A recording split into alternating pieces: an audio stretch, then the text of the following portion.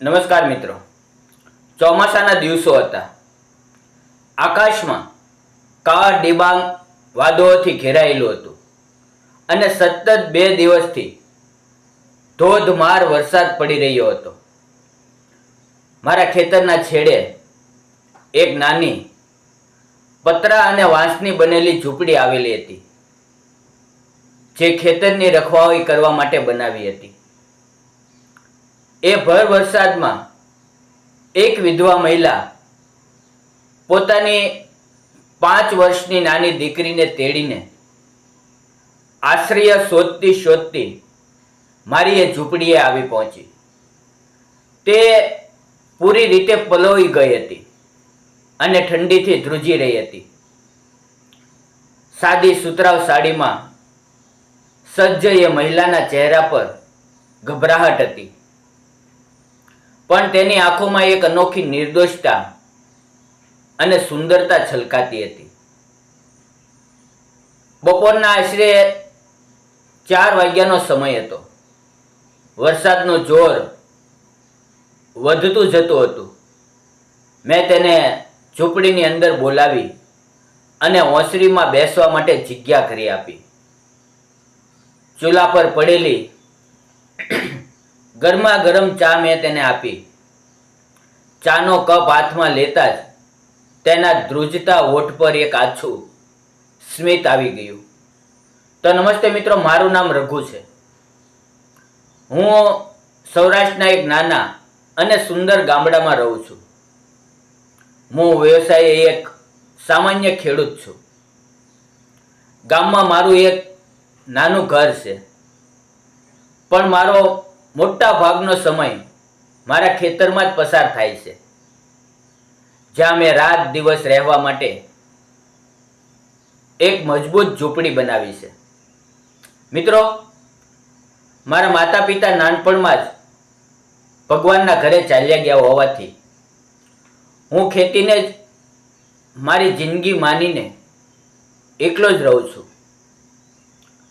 તે દિવસે સવારે આશરે 10 વાગ્યે આકાશમાં કાળા વાદળો ચડી આવ્યા અને જોત જોતામાં મુશળધાર વરસાદ શરૂ થઈ ગયો. હું ઝૂંપડીના નેવા નીચે ઊભો કપાસના પાકને લહેરાતો જોઈને ખુશ થતો હતો.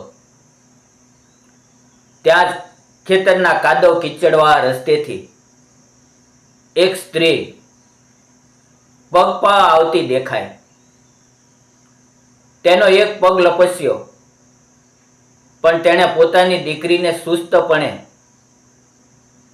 છાતી સરસી ચાપી રાખી હતી. તે મારી ઝૂંપડીની નજીક આવીને હાંફતા અવાજે બોલી, વાવાઝોડા જેવો વરસાદ છે અને મારી દીકરી ઠંડીથી ધ્રુજી રહી છે. જો થોડી વાર તમારી ઝૂંપડીના આશરે ઊભા રહેવા દો તો તમારી મોટી મહેરબાની થશે. મેં તરત જ આગળ વધીને બાવકીને તેડી લીધી અને તે સ્ત્રીને ઝૂંપડીની અંદર આવવા માટે કહ્યું.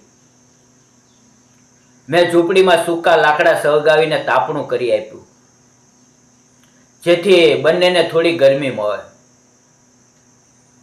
થોડી વાર પછી જ્યારે તે શાંત થઈ ત્યારે મેં સહજતાથી પૂછ્યું, તમે કોણ છો અને આ ભર ચોમાસે ક્યાં નીકળ્યા છો? તેણે તાપણા સામે જોતા આંસુ ભરેલા આંખોએ કહ્યું, મારું નામ શારદા છે અને આ મારી દીકરી લાડુ છે.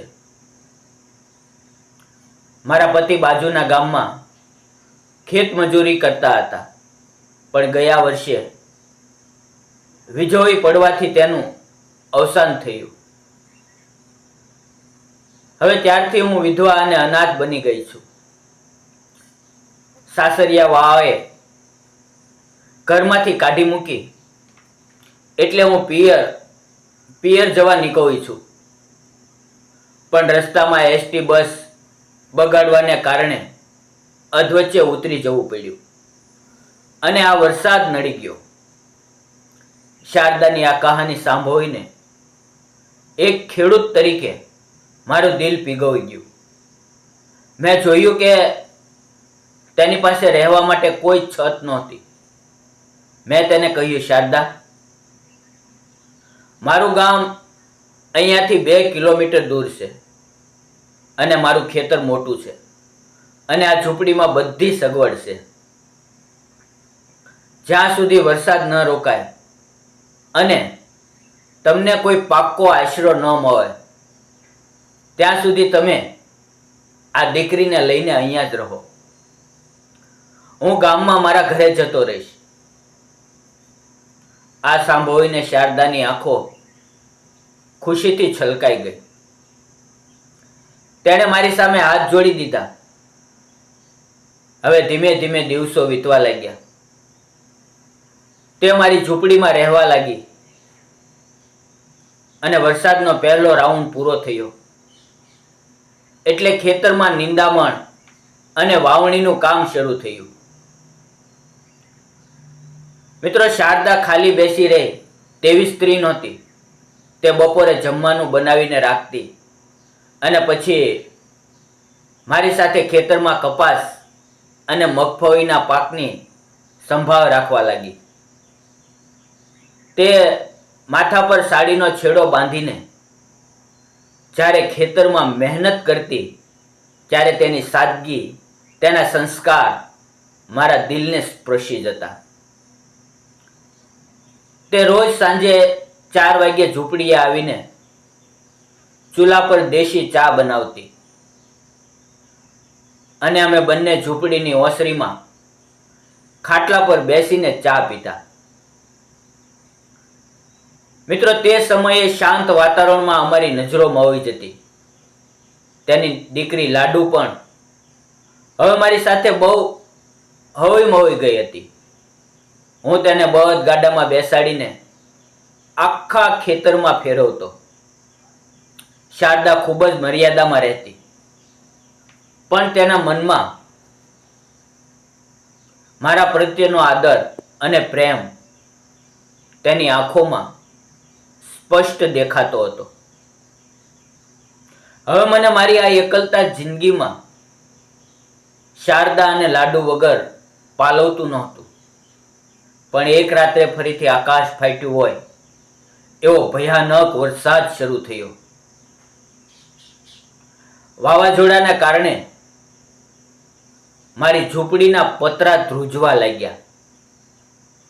હું ગામમાંથી દોડતો દોડતો ખેતરે પહોંચ્યો, કારણ કે મને શારદા અને બાવકીની ચિંતા હતી. ઝૂંપડીમાં પાણીની વાછટો આવતી હતી અને લાડુ ડરીને રડતી હતી. શારદા તેને ગળે લગાડીને ખૂણામાં બેઠી હતી. મેં તરત જ પ્લાસ્ટિકની તાડપત્રી લગાવીને પાણી રોક્યું.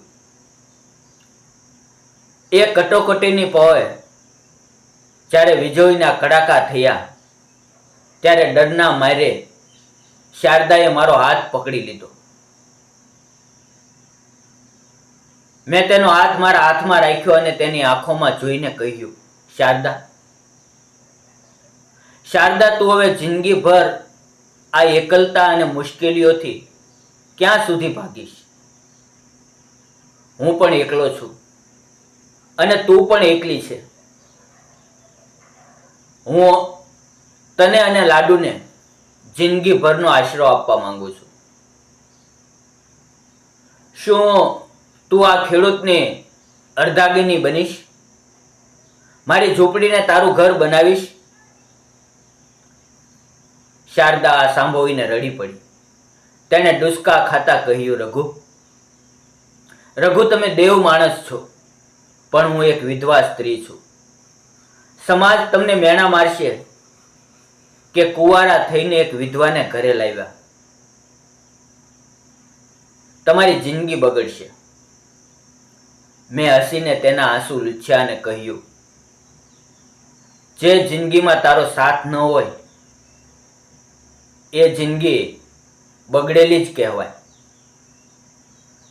મને સમાજની કોઈ પડી નથી. શારદાએ શરમ સાથે માથું નમાવીને પોતાની મંજૂરી આપી. મિત્રો, બીજા જ દિવસે વરસાદ રોકાયો એટલે ગામના હનુમાનજીના મંદિરે જઈને કોઈ પણ ખોટા ભપકા કર્યા વગર મેં શારદાના ગળામાં મંગળસૂત્ર પહેરાવી દીધું અને તેની સેથીમાં સિંદૂર ભરી દીધું. નાની લાડુને એક પિતાનું નામ અને પ્રેમ મળી ગયો. આજે મારી એ ખેતરની નાની ઝૂંપડી કોઈ આલિશાન મહેલ જેવી પવિત્ર અને ખુશહાલ બની ગઈ છે. મિત્રો, તમને શું લાગે છે? મેં અને શારદાએ આ લગ્ન કરીને સાચું કર્યું કે ખોટું? કોમેન્ટ બોક્સમાં જરૂર જણાવજો. શારદા એક વિધવા હોવા છતાં મક્કમતાથી પોતાની દીકરી માટે જીવતી હતી.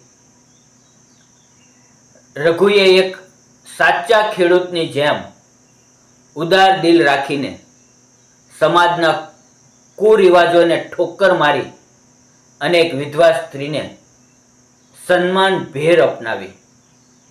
મિત્રો, આ વાર્તા આપણને શીખવે છે કે કુદરતનો વરસાદ જેમ પક્ષીના માળો નથી જોતો, તેમ સાચો પ્રેમ ક્યારેય સ્ત્રીઓનો ભૂતકાળ નથી જોતો. દરેક વિધવા અને લાચાર સ્ત્રીને સમાજમાં આદર અને જિંદગીની નવી શરૂઆત કરવાનો હક મળવો જ જોઈએ. જો આ ગામઠી ઇમોશનલ વાર્તા તમને ગમી હોય તો આ વાર્તાને લાઈક, શેર અને ચેનલને સબસ્ક્રાઈબ કરવાનું ભૂલતા નહીં. મિત્રો, ફરી મળશું એક નવી વાર્તા સાથે. ત્યાં સુધી આવજો. અને જતા પહેલા મિત્રો, આ વાર્તા ફક્ત મનોરંજન માટે બનાવવામાં આવેલી હતી. વાર્તાનો કોઈ પણ ભાગ જીવિત કે મૃત વ્યક્તિ સાથે સંબંધ નથી. ધન્યવાદ મિત્રો.